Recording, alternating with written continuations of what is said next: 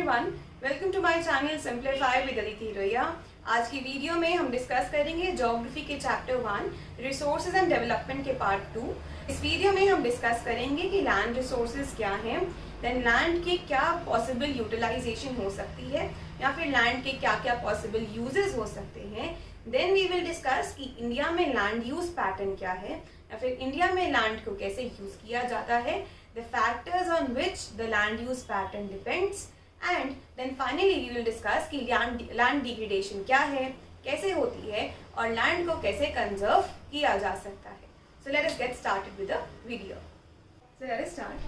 सबसे पहले डिस्कस करते हैं कि land use pattern it means कि land को कौन कौन से purposes के लिए use किया जाता है। That is land use pattern. The first thing for which land is used is forest. यानी कि जितना भी लैंड एक एरिया में अवेलेबल है, सबसे पहली चीज हम देखते हैं कि उसमें से कितना फॉरेस्ट कवर के अंदर है, the amount of land that is covered by forest. Then second thing is land not available for cultivation. ये वो लैंड है जिसमें फॉर सम रीजन कल्टीवेशन नहीं हो सकती, जिसे एग्रीकल्चरल पर्पसेस के लिए यूज नहीं किया जा सकता। इसमें सारा आता है बैरन लैंड, वेस्ट लैंड, यानी वो लैंड जो कि कल्टीवेशन के लिए फिट ही नहीं है, इनफर्टाइल लैंड हो सकता है, या फिर वो land which has already been put to non agricultural uses, जैसे कि वो लैंड जहाँ पे रोड्स हैं, ब्रिज हैं, बिल्डिंग्स हैं, एक्सेट्रास, या फैक्ट्रीज हैं या इंडस्ट्रीज हैं। सो वो लैंड जिसपे ऑलरेडी कोई और यूज हो रहा है अपार्ट फ्रॉम एग्रीकल्चर, उसे हम टर्म करते हैं land which is not available for cultivation. Then the third category of land is other uncultivated land excluding fallow land. अभी फैलो लैंड क्या होता है उस पर थोड़ी देर में आते हैं।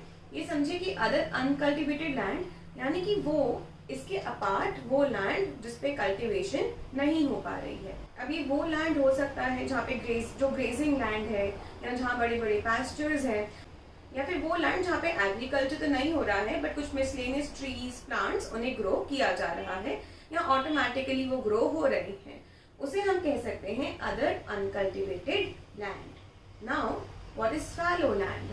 फैलो लैंड वो लैंड है जिसे कल्टीवेशन के लिए यूज तो किया जाता है बट करंटली उसे अनकल्टिवेटेड छोड़ दिया गया है सो दैट उसकी फर्टिलिटी वापस रिन्यू करी जा सके, रिप्लेनिश करी जा सके। Fallow land in turn is of two types, एक होता है करंट फैलो, एक होता है other than current fallow. Current fallow is वो लैंड जिसे हमने एक साल के लिए अनकल्टिवेटेड छोड़ दिया है जिससे कि उसकी फर्टिलिटी वापस रीगेन हो जाए। And other than current fallow is वो लैंड जिसे 1 से 5 साल तक के लिए खाली छोड़ दिया गया है सो दैट उसकी फर्टिलिटी रीगेन हो जाए। तो फर्स्ट 4 लैंड्स तो वो लैंड हैं जिन पे प्रेजेंटली कोई एग्रीकल्चर या कल्टीवेशन नहीं हो रही है। एंड देन बचता है नेक्स्ट जोन एरिया। ये वो एरिया है या ये वो लैंड है जिसपे एक्चुअली एग्रीकल्चर किया जा रहा है, जहाँ पे एक्चुअली फार्मिंग हो रही है, जिसको सो किया जा रहा है for the purpose of agriculture. So these are the various purposes for which land is used.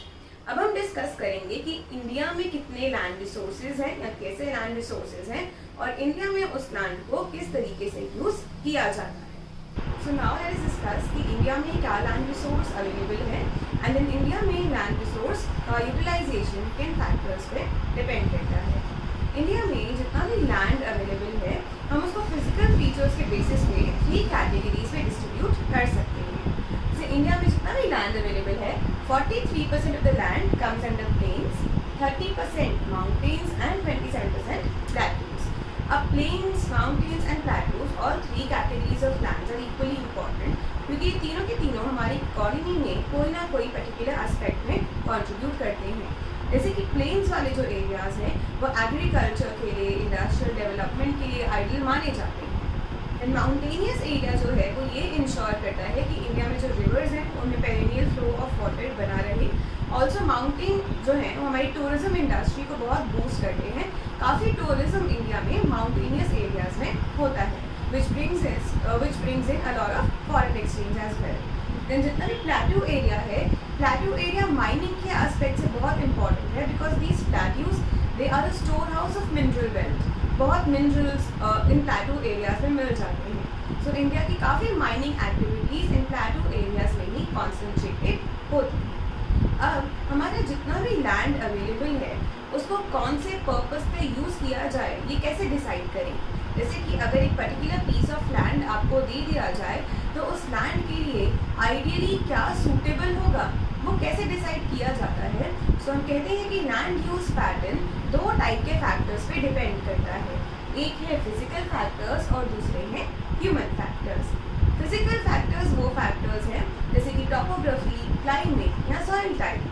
For example अगर आपको अपने लैंड पे एग्रीकल्चर करना है तो कौन सी क्रॉप आप ग्रो करना चाहते हो that will be influenced by the climate of that area as well as the soil that is available on that land। उस लैंड की टोपोग्राफी कैसी है, क्या वो लैंड एग्रीकल्चर के लिए सूटेबल है भी कि नहीं। सो फिजिकल फैक्टर्स ये डिसाइड करते हैं कि उस लैंड पे क्या चीज़ पॉसिबल हो सकती है। Now apart from physical factors, human factors also play a very important role. Human factors में हम कंसिडर करते हैं एक एरिया की population density, technology and culture, traditions etcetera. Population density means the number of people living in an area per square kilometre, कि एक square kilometre में कितने लोग रहते हैं। जिन एरियाज की पॉपुलेशन डेंसिटी ज़्यादा है वहाँ पे लैंड को ज़्यादा कमर्शियली यूज़ किया जा सकता है। देन टेक्नोलॉजी वहाँ पे कितनी अवेलेबल है। अगर हम अपने लैंड पे कोई इंडस्ट्री या फैक्ट्री खड़ी करना चाहते हैं तो will also take into account कि उस एरिया में कितनी टेक्नोलॉजी अवेलेबल है या अप्रोप्रिएट टेक्नोलॉजी वहाँ पे अवेलेबल हो सकती है या नहीं हो सकती। And then culture and traditions also play a very important role. That is why there are some lands जिन्हें हम केवल और केवल मंदिर, temples या mosques के लिए ही separate कर देते हैं because they have cultural value और they are important as per traditions. So these are the basic factors जो कि decide करते हैं कि एक land का क्या efficient use हो सकता है। लेकिन ह्यूमन एक्टिविटीज के कारण slowly it has been observed कि इंडिया में जितना भी लैंड है उसकी क्वालिटी डिक्रीज होती जा रही है, which brings us to the next topic which is land degradation. कि वो कौन से ह्यूमन एक्टिविटीज़ हैं जिनके कारण लैंड में डिग्रेडेशन या फिर उसकी क्वालिटी में डिक्रीज हमें देखने को मिलता है। नाउ लेट्स डिस्कस कि इंडिया में कौन सी एक्टिविटीज़ हैं which are primarily responsible for land degradation. अब सबसे पहली एक्टिविटी जो कि लैंड डिग्रेडेशन के लिए रिस्पॉन्सिबल है वो है डिफॉरेस्टेशन ड्यू टू माइनिंग। होता क्या है कि जब एक एरिया में माइनिंग करी जाती है या फिर एक लैंड में माइनिंग करी जाती है, सबसे पहले उस लैंड को क्लियर किया जाता है, वहाँ से सारी वेजिटेशन को रिमूव किया जाता है, यानी डिफॉरेस्टेशन करी जाती है। तो सबसे बड़ा कारण लैंड डिग्रेडेशन का डिफॉरेस्टेशन ही है। और इंडिया की कुछ स्टेट्स जैसे कि झारखंड, मध्य प्रदेश और उड़ीसा में लैंड डिग्रेडेशन का मेजर रीजन है deforestation because of mining. Then second important reason for land degradation is overgrazing. Overgrazing is कि जब कैटल को, भेड़ बकरियों को एक ही लैंड पे ज़रूरत से ज़्यादा ग्रेज कराया जाए या फिर continuously over a period of time उनको एक ही लैंड पे ग्रेज कराया जाए, उससे होता क्या है कि उस लैंड का जो वेजिटेशन कवर है वो रिड्यूस हो जाता है। ऑल्सो उस लैंड की जो सॉइल है, जो सॉइल पार्टिकल्स हैं वो लूज हो जाते हैं, जैसे कि सॉइल इरोजन की स्पीड बढ़ जाती है। जब आंधी आती है, तूफान आता है, क्योंकि सॉइल पार्टिकल्स लूज हो जाते हैं तो जो टॉप सॉइल है वो हवा के साथ उड़ के चला जाता है, which is called soil erosion. Soil erosion हो जाता है which decreases the quality of land. India की कुछ स्टेट्स जैसे कि गुजरात और राजस्थान में मेजर रीजन लैंड डिग्रेडेशन का ओवर ग्रेजिंग ही है। Then the next major reason of land degradation is over irrigation. Over irrigation is कि जब ज़रूरत से ज़्यादा पानी क्रॉप्स को सप्लाई किया जाए या एक फील्ड में सप्लाई किया जाए। समटाइम्स वी सी कि एक फील्ड में ज़रूरत से ज़्यादा पानी है या फिर हमें एक क्लियर पडल ऑफ वाटर देखने को मिलता है कि बहुत ज़्यादा पानी से भरी हुई है वो फील्ड। उससे जो सॉइल की पीएच वैल्यू है या जो पीएच बैलेंस है वो डिस्टर्ब हो जाता है, क्योंकि इतने ज़्यादा पानी के कारण एक तो वाटर लॉगिंग हो जाती है, सॉइल में सलाइन और अल्काइन लेवल्स बढ़ जाते हैं, सॉइल की सलाइनिटी में इंक्रीज देखने को मिलता है, which makes the soil infertile in long run for agriculture. India की वो स्टेट्स जहाँ पे एग्रीकल्चर ज़्यादा है जैसे पंजाब, हरियाणा या वेस्टर्न यूपी, यहाँ पे लैंड डिग्रेडेशन का मेजर रीजन ही ओवर इरिगेशन है। Then the next important factor in over irrigation is processing of minerals. India में अलग अलग एरियाज में मिनरल्स की प्रोसेसिंग होती है। बुक में लाइमस्टोन का एग्जाम्पल दिया हुआ है कि लाइमस्टोन की प्रोसेसिंग के दौरान उसको ग्राइंड किया जाता है। जब लाइमस्टोन की प्रोसेसिंग होती है तो there is a lot of dust जो कि हवा में रिलीज होती है, एंड ओवर टाइम वो जो डस्ट है उसकी एक लेयर सॉइल की ऊपर सेटल हो जाती है। जब डस्ट की एक लेयर सॉइल के ऊपर आ जाती है तो वो सॉइल में जो वाटर का इन्फिल्ट्रेशन रेट है वो बहुत रिड्यूस हो जाता है, या फिर पानी सॉइल के अंदर नहीं जा पाता, जो वाटर है वो सॉइल के अंदर पेनिट्रेट ही नहीं कर पाता, बिकॉज वो डस्ट एक लेयर उसके दोनों के बीच में फॉर्म कर देती है, which reduces the water content or the moisture content in the soil. And then the most important factor right now in land degradation is the discharge of industrial waste.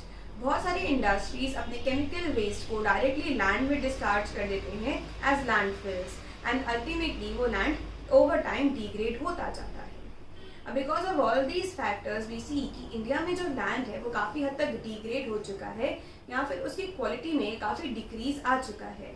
Therefore, right now we need to take some conservative measures कि हम land को conserve कर सकें या फिर उसकी quality को और डिटोरिएट होने से बचा सकें। लैंड को कैसे कंजर्व किया जा सकता है? So there are some things that we can keep in mind so that land को और further degrade होने से बचाया जा सके। जैसे कि afforestation. Afforestation simply means opposite of deforestation, यानी कि ज़्यादा ट्रीज को प्लांट करना, ज़्यादा फॉरेस्ट कवर को बढ़ाना।